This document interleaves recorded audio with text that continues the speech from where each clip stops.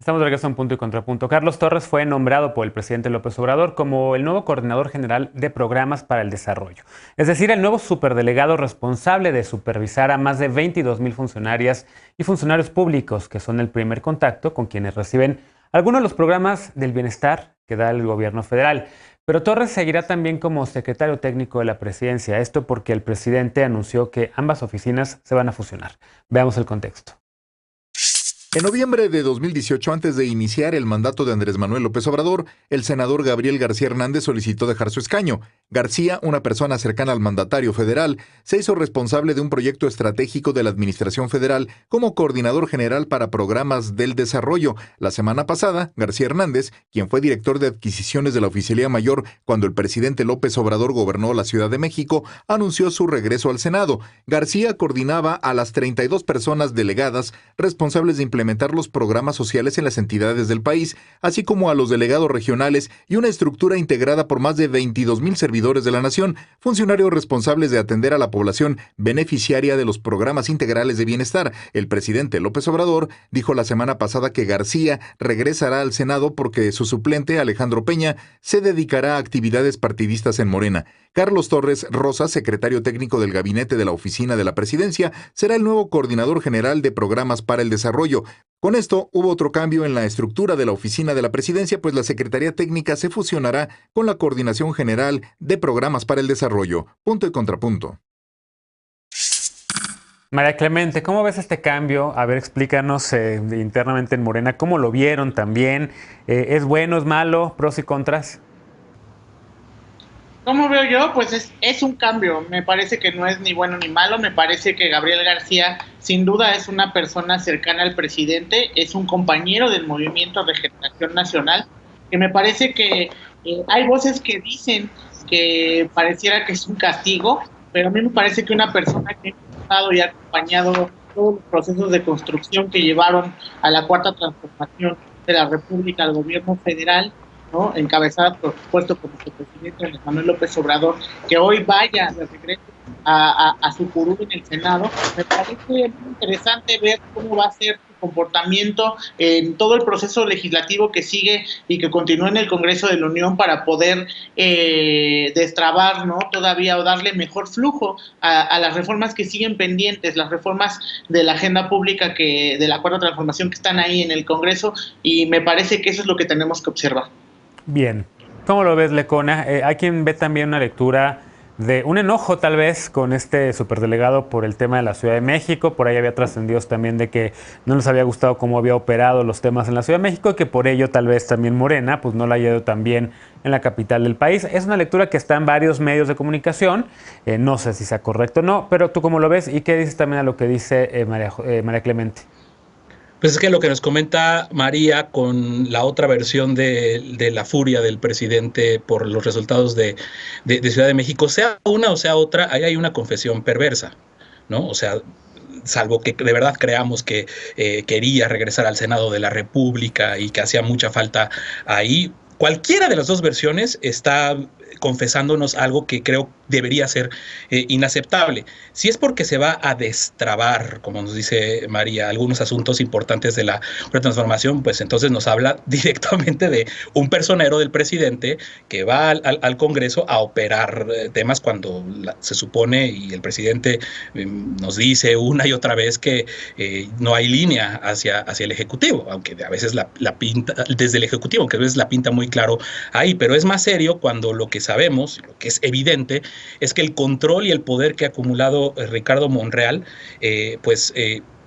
hay que recordar cómo Ricardo Monreal ha sido casi de los únicos personajes que ha podido chantajear a López Obrador. Lo hizo en Ciudad de México cuando amenazó como delegado, pues prácticamente irse del movimiento y amagó, y el presidente se rindió finalmente a Ricardo Monreal, y ahora ha sido su operador favorito en el Senado. Pero después de toda la disputa y todas las cosas que tendríamos que pasar bastantes bloques viendo cada una de las cosas que hemos visto en la delegación Cuauhtémoc, de los pleitos que se traen y del poder que está acumulando a lo mejor Ricardo Monreal rumbo a 2024, haciéndole un poco el feo a algunas de las o diciendo que van a estar difícil algunas de las reformas del presidente, pues ahí hay algo, insisto, perverso, sobre todo porque ya sabemos qué tipo de reformas vienen o qué tipo de reformas quiere operar el presidente López Obrador y cómo pues los números en el Senado pues no cambiaron con la elección porque no se renueva el Senado.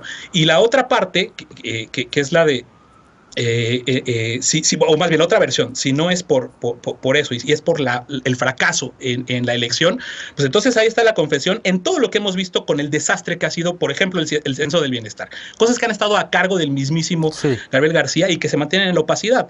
El Censo del Bienestar, que siempre fue opaco, que se litigó y que a principios de abril, me parece, se logró que el INAI ordenara la transparencia del famoso censo para el bienestar, le dio 10 días hábiles para hacerlo y es el día que no se ha cumplido. Entonces deja esa parte en cuanto a transparencia y en cuanto a este uso político del censo del bienestar y de los programas sociales, pues ahí deja el engaño de los disque 64 hogares del país que reciben transferencias monetarias, cuando se ha comprobado justo con la COVID que solamente el 45% aproximadamente de los hogares son quienes reciben transferencias directas. Y en general, pues todo esto que ha sido lo de los servidores de la nación, que pues pasaron de ser operadores electorales de Morena a operadores de los programas sociales. O sea, quien no levante una ceja con eso, pues yo no sé qué borrón y cuenta nueva podríamos hacer de un personaje tan ligado, tan cercano al presidente y a la operación electoral de Morena, que hoy que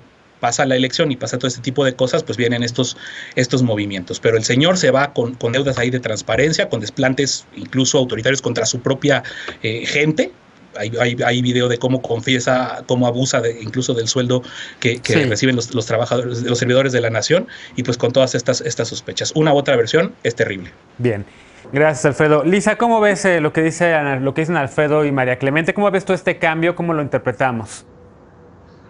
Pues mira, yo no sé cuál de las dos versiones sea la correcta, no me consta ni tengo mayor información que la que se vuelve de dominio público, pero quizás lo interesante para la audiencia de este cambio es saber, uno, quién se queda con la administración justamente de los servidores de la nación, pero dos, qué impacto podría tener en la toma de decisión de la bancada mayoritaria de Morena en el Senado de la República, cuando parecería haber dos grupos que pues no necesariamente se mueven al unísono y que son representativos de la diversidad que puede haber dentro de Morena, pero que a veces causan rispideces en los liderazgos y en las reformas que avanzan y las que no. Y entonces ese sería un primer grupo, que sería el de Ricardo Monreal, y un segundo grupo que es el de Martí Batres. Parecería que Gabriel regresa a fortalecer más el grupo de Martí, y que una de las preguntas es saber si se queda Monreal con la coordinación en el Senado, no se queda Monreal con la coordinación en el Senado, incluso aquellas personas que dicen no,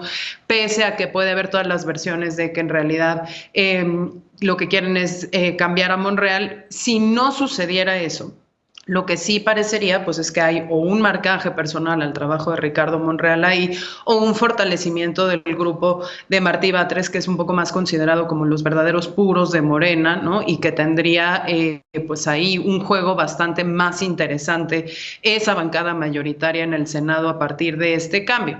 Lo otro que resaltaría de la nueva persona que se queda acá, pues es que parecería que es de una familia que ha estado de alguna manera apoyando las giras al interior de la República del presidente Andrés Manuel López Obrador desde hace muchísimos años.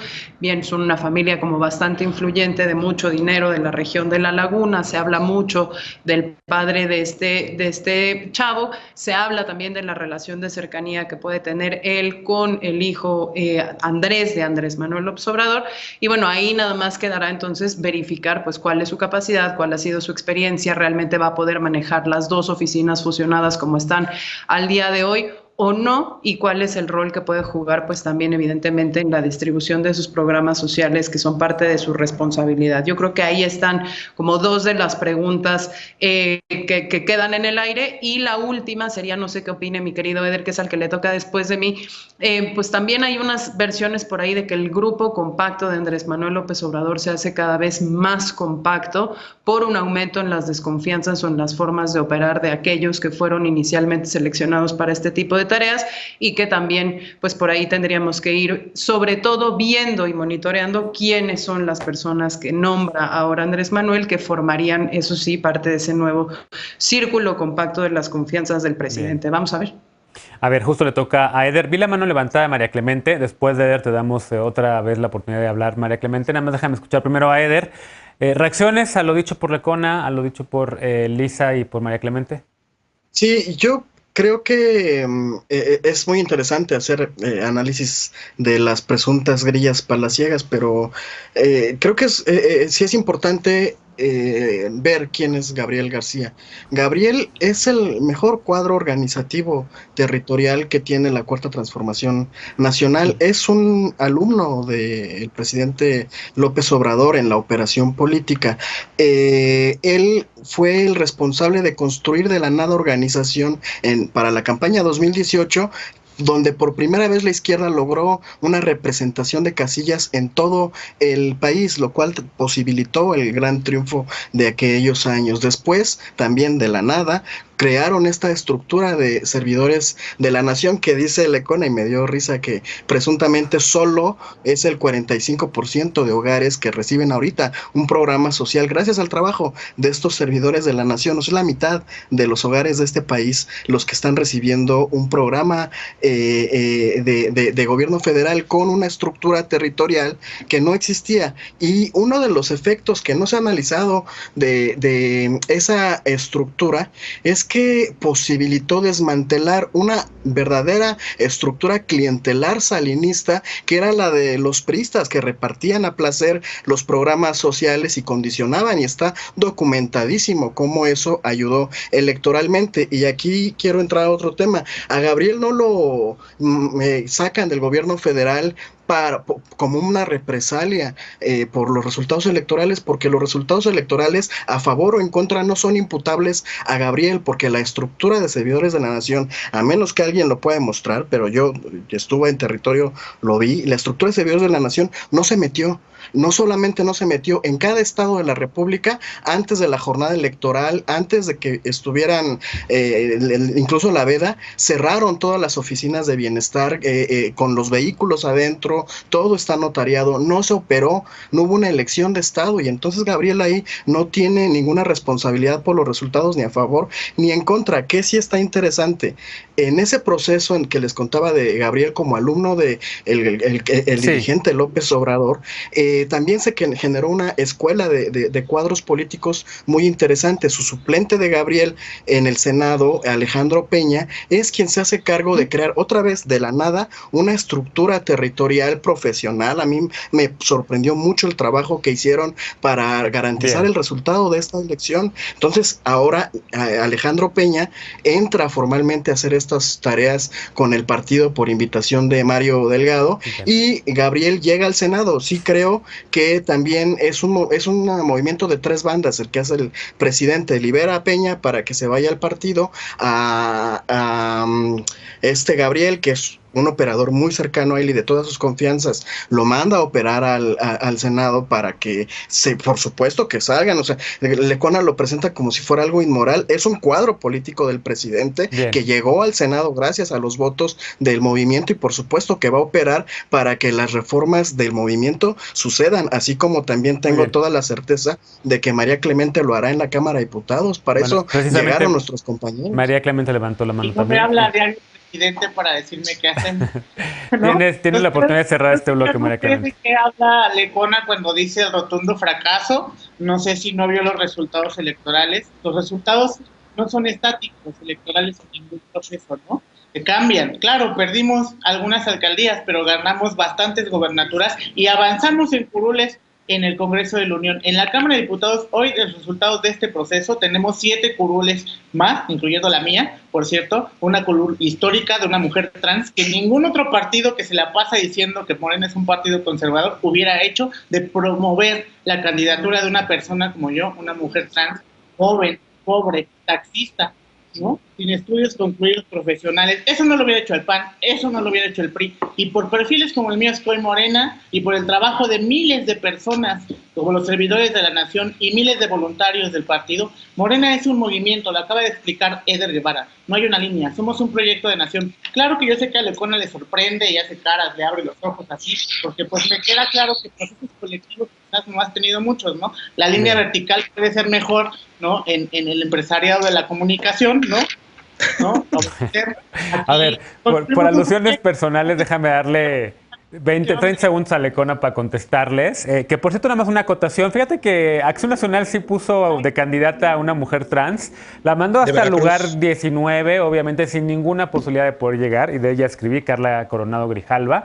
Que, bueno, ¿no? Tampoco entendía ella realmente por qué el PAN estaba haciendo esto. Pero bueno, Lecona, finalmente. No, y la propia Carla se reconoce cómo pues al final fue puesta ahí por cuota y litigó y tuvo que pelear para poder tener ese lugar, pero yo ni siquiera hablé de eso, o sea, yo ni siquiera dije del fracaso electoral en la Ciudad de México. Yo estoy hablando de las versiones de Palacio Nacional que por el fracaso en Ciudad de México pues, se movió esto. No son cosas mías, yo estoy hablando de las versiones y por supuesto nada que ver con ni con tu candidatura, María, ni siquiera me metí en ese tema. De eso ya hemos hablado aquí. Yo desde el primer momento dije, no veo que sea una...